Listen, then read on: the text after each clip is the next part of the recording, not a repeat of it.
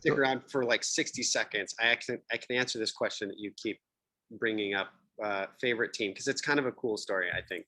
So I can actually, I can close the room right now.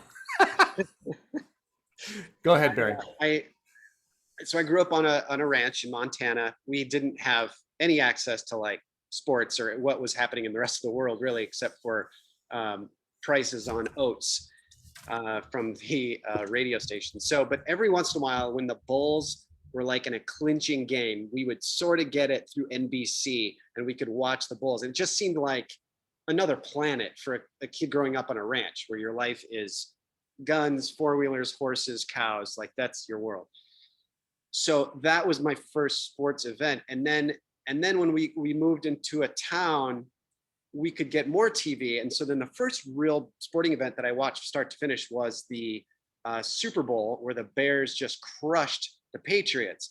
And so I was like, wow, the Bears, they're like the best team in the world. They're amazing. So now I had like this Bulls exposure and the Bears exposure.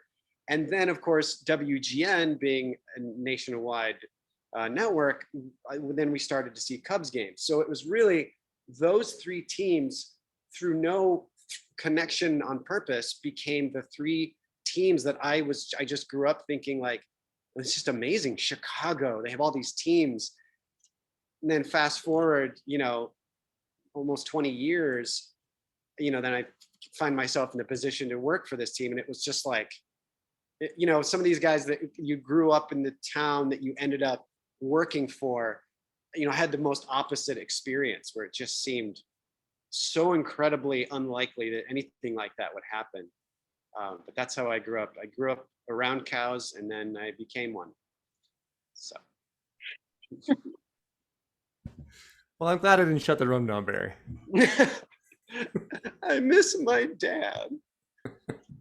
I wrote in the chat, Barry, I wanted that so badly to end up being the Arkansas Traveler. So I'm disappointed, but it is a great story. Thanks, everybody.